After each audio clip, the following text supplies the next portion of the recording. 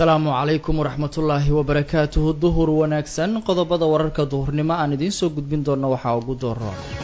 gudoomiyaha gobolka banaadir oo maanta muqdisho ka furay shir looga hadlayo arrimaha barakacayaasha iyo qaxootiga dalka dib ugu soo laabanaya wasaaradda gaashaandhigga oo sheegtay in magaalada gaalkacyo ee xarunta gobolka mudug ay ka furtay xafiis ay ku shaqayso maxkamadda ciidamada qalabka sida dhalinyaro isxilqaantay oo maanta biyo dhaamin u sameeyey barakacayaal ku nool magaalada beledweyn kadib markii uu guray webiga marab hadalkaas gaadiid badan oo sida shixnad ganacsi oo weli ku xayiran duleedka magaalada cadaado ee gobolka galgaduud siyaasiga ismaaciil hurre buuba oo kasoo horjeestay heshiiska saddex geesoodka ah ee berbera dowladda soomaaliya oo loogu baaqay in ay samayso sanduuq lagu taakuleeyo carruurta ku agoontoobay qaraxyada ka dhaca magaalada muqdisho wararka dhanka dibadda idinkaga haynana waxaa ka mid ah shiinaha oo kordhinaya miisaaniyadda gaashaandhiggiisa iyo ra-iisul wasaarihii hore oo talyaaniga uu kusoo rogaal celiyey siyaasadda dalkaas gudoomiyaha gobolka banaadir ahna duqa magaalada muqdisho ayaa maanta waxa uu muqdisho ka furay shir looga hadlayay arrimaha barakacayaasha iyo qaxootiga dalka dib ugu soo laabanaya axmed xuseen cadow ayaa ka waramaya shirkan oo soo agaasimay maamulka gobolka banaadir ayaa maanta waxa uu ka furmay magaalada muqdisho waxaana looga hadlayay arrimaha barakacayaasha iyo qaxootiga dalka dib ugu soo laabanaya iyo sidii loogu sameyn lahaa horumarin ku aadan dib u dejin iyo in dadka barakacayaasha ee ku nool gudaha Soomaaliya loo sameeyo nolol dhaanta tan hadda ay ku nool yihiin gudoomiyaha gobolka banaadir ahna duqa magaalada muqdisho injineer cabdiraxmaan cusmaan yiriisow oo shirka furay ayaa waxa uu sheegay in muhiimadu ay tahay sidii dadka barakacayaasha iyo qaxootiga wadanka ku soo laabanaya loogu sameyn lahaa dib u dejin loona wanaajin lahaa nolosha ay ku nool yihiin waxa uu sheegay in barakacayaashu ay aada u nugul yihiin islamarkaana bishan oo ah maarso iyo bilaha kale ee kusoo aadan ay la kulmayaan dhibaatooyinka ugu badan islamarkaana ay wajahayaan cawaaqib aan caadi ahayn waxaana uu sheegay in loo baahan yahay in cid kasta oo ka qayb qaadan karto ay ka qayb qaadato sidii dadkaas noloshooda wax looga bedeli lahaa arrimahan aada u danaynayno waxay kow in dadkaas iyaga xerooyinka inay ku noolaadaan oo xaaladaas ay ku nool yihiin markii roob yimaadaan dhib ah markii qorax jirtana dhib ah in horta xaaladaas xal looga helaan waxaan rabnaa in bulshadaas waxay la mid tahay bulshada kale xuquuqda qof walba ay leeyihiin kow sidee lagu heli karaa inay bulshadii soo dhex galaan oo ay magaaladii guryo ka kiraystaan oo ay magaaladii degaan oo xerooyinkaas laga maarmo labo dadkii u baahan inay goobihii ka yimaadeen ku noqdaan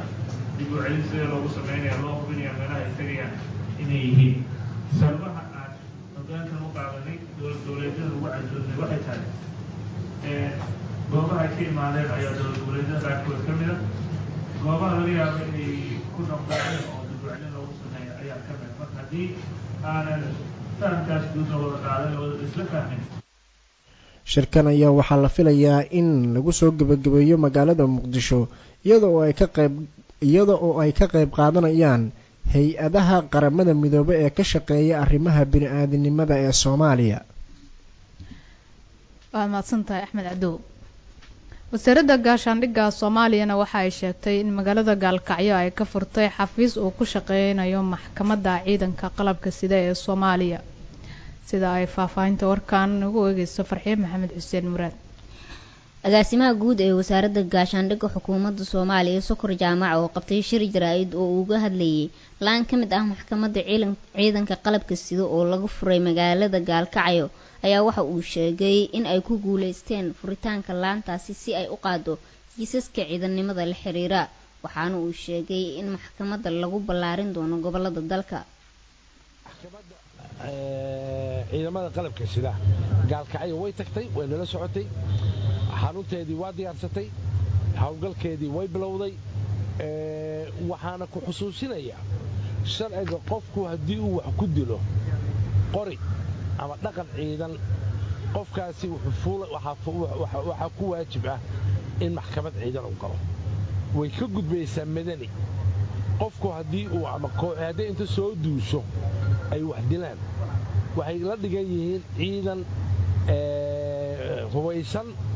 oo wax dilay waxaana ku waajiba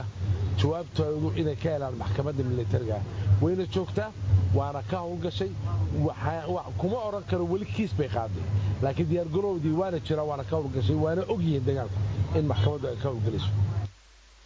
agaasimuhu waxa uu sheegay in maxkamadda laanta looga furay magaaladaasi ay uga gol leeyihiin nabadeynta magaalada gaalkacyo isaga oona ka mid ah guddiga nabadeynta loo xil saaray ee magaaladaasi.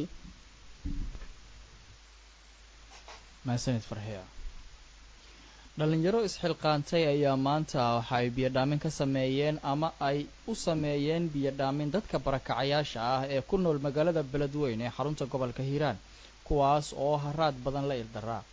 maryan cali nuur ayaa ka waramaysa. dhalinyaro isxilqaantay ayaa maanta biyodhaamin dadka barakacayaasha ku nool magaalada beledweyne u sameeyay qaar ka mid ah barakacayaasha oo ka faa'iideystay biyodhaaminta ayaa warbaahinta la hadlay ayagoo sheegay inay aada ugu diirsadeen biyaha ay u dhaamiyeen dhalinyarada isxilqaantay iyadoo xilli lagu guda jiro bisha maars ee ugu kulul bilaha.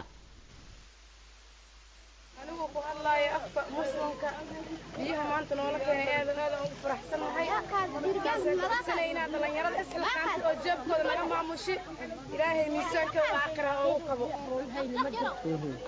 dadka isku tabaraysanana dad meeshaan ka noolaana ninkii heli karo tobolaas shubana asxantiga ka qasana biyaha dhanaanka u taabeysana maanta si farxad oo weyn u fiican in wanaagsan dhalinyaro oo bulshada waayo waxbarashada aad ugu dheeraysan.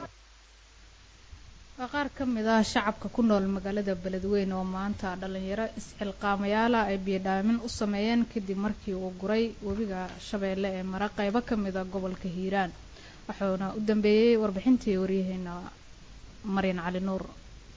siyaasiga Ismaaciil Hurre Buuba oo horay mar u soo noqday wasiirkii arrimaha dibadda Soomaaliya xilligii dawladii ku meel gaarka ahayd ayaa ka soo horjeestay heshiiska maamulka Somaliland oo la galay shirkadda DP World ee laga leeyahay dalka Imaaraadka Carabta iyo dawladda Ethiopia oo saami laga siiyay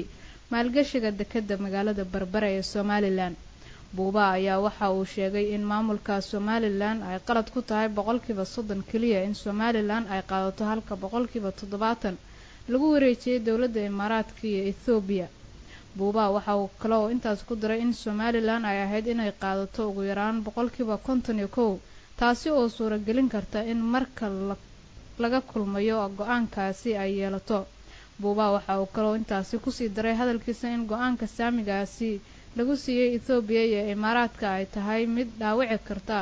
dadaalka Somaliland ay ugu jirto inay hesho madax banaani ay ka qaadato Soomaaliya inteeda kale. ra'yi baan ka lahayn hadilmay heshiiskaas video loola galay waxaan u arkaynay hadilmay ahaa saamiga hadilmay Somaliland la siiyay inaan ahayn saami hadilmay saxa oo ka yaraa waxa hadilmay balbal waa san horaba u sheegay qiimo weyn bay ku fadhidaa sideedaba hadilmay arrimaha noocaas oo kala ay ku xidhan tahay hadilmay siyaadada madax banaanida iyo hadilmay dhaqaalaha wadanku ay aad iyo aad ugu xidhan yihiin wixii ku lug leh saamiyaasha ku kala qaybsanayo Somaliland ina koob iyo konton ka yaraysta ma waayo kolka fadhiisa boardku uu fadhiisanayo laga wada hadlayaa arrimahaas hadilmay maxaa haday cid kale ay leedahay aqlabiyadii ay leedahay ama majority-ga ay cid kale leedahay waxay doonaan bay ka yeeli karaan imikadan hadilmay maxaa arrintan waxa la inoo sheegay in Ethiopia 19 qaadanayso kii ay maxaa DP World ay koob iyo konton qaadanayso inta soo hadhayna hadilmay maxaa Somaliland qaad ma aha hadilmay heshiiskani mid imika aynu maqalay horeynu maqalay. heshiiska Somaliland ay la gashay dawladda Ethiopia iyo sidoo kale hay'adda DP World ayaa waxaa sidoo kale ka soo horjeestay dawladda Soomaaliya. Ra'iisul Wasaaraha Soomaaliya Xasan Cali Khayre oo war qoraal soo saaray ayaa sheegay in gabi ahaanba ay xadgudub ku tahay madax banaanida Soomaaliya go'aanka Somaliland ay ku doonayso inay heshiis kula saxiixato hay'adda DP World ee laga leeyahay Imaaraadka iyo dawladda Ethiopia oo saami ku yeelanaysa maalgashiga dekedda magaalada Berbera. dawladda Soomaaliya ayaa loogu baaqay inay samayso sanduuq lagu taakuleynayo caruurta ku agoontooba qaraxyada ka dhaca dalka. Saleebaan Xaaji Axmed ayaa ka waramaya. Cabdullaahi Shirwac oo soo ahaa gudoomiyaha guddiga gurmadka qaran ee hooshooda soo gabagabeeyay ayaa waxa uu madaxda dowladda u jeediyey in la sameeyo hay-ado si toos ah uga shaqeeya adeegyadaasi ee gurmadka ahi waxa uu tilmaamay inay jiraan carruur badan oo ku agoontoobay qarxadii muqdisho ka dhacay iyo gudaha dalka iyo weliba carruur badan oo sidoo kale saameyn ay ku yeelatay abaarihii dalka ku dhuftay waxa uu tilmaamay sidaas darteed ay u baahan yihiin in madaxda dowladdu mar haddii la joojiyey howlihii gurmadka qaran in iminka ay sameeyaan sanduuq taakuleen ah oo loogu talagalo dadkaasi saameyntaasi wajahaya oo uu sheegay inay ka mid yihiin carruurtaasi qarxadii dhacay ku agoontoobay waxyaalaha meesha ka baranay oo aan hadda ku talinayno waxaa ka mid a hawshan ma qaban karaan keligood dad waqti kooban shaqaynaya waxaan u baahannahay dowlad weliba dowladda federaalka ah maamul goboleedyada gobolka banaadir dhammaanteen inaanu go'aansano inaynu samayno hay-ado hawshan waxa ay u baahan yihiinna inay qabtaan taa waxaan usoo jeedinayaa ra-iisul wasaaraha iyo guddoomiyaha gobolka inay arrintaasi hormuud ka noqdaan dowladdana maaragtay ay isu qarashato hawshani waxa weeyaan waa hawl adeeg joogta ah oo loo baahan yahay mar walbaba in laga shaqeeyo arrinta labaad oo aan soo jeedinaynaa waxa waaye carruurtaas marka aad dhex gasho oo aad la sheekaysato waxaad arkaydaa dad badan oo waalidkooda inay dhinteen marka waa in la sameeyo sanduuq degdeg ah oo carruurta qarxiyada ku agoontoobay abaaraha ku agoontoobay dagaalada kale dhacaya abaaraha iyo dhibaatooyinka xaaladaha kale degdega ku naafoobay waa in sanduuq degdega loo sameeyo oo lagu xanaaneeyo muddo 4 bil iyo dhowr cisho ayaa guddiga gurmadka qaran waxa uu door ka soo qaatay sidii ay kaalmo u heli lahaayeen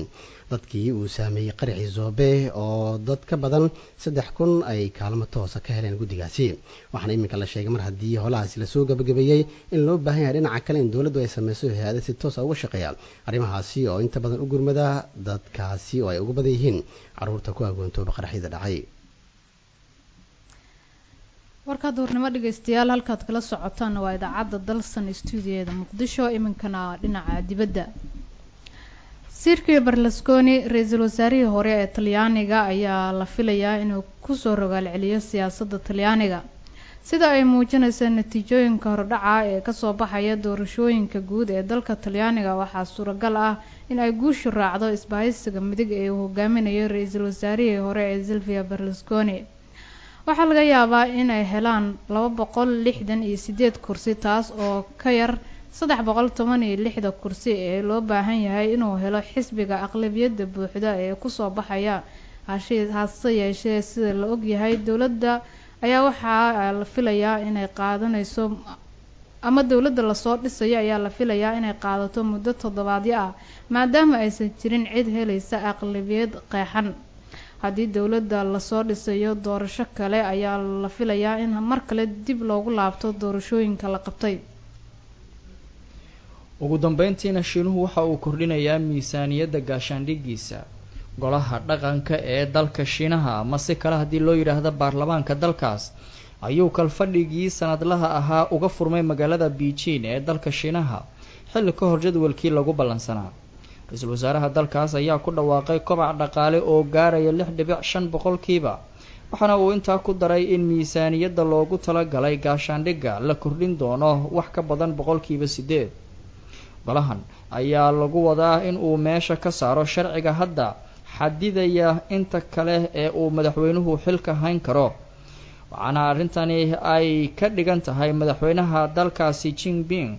inuu dalkaasi ka talin doono muddo aad u dheer oo aan la ogeyn marka uu xilkaas ka degayo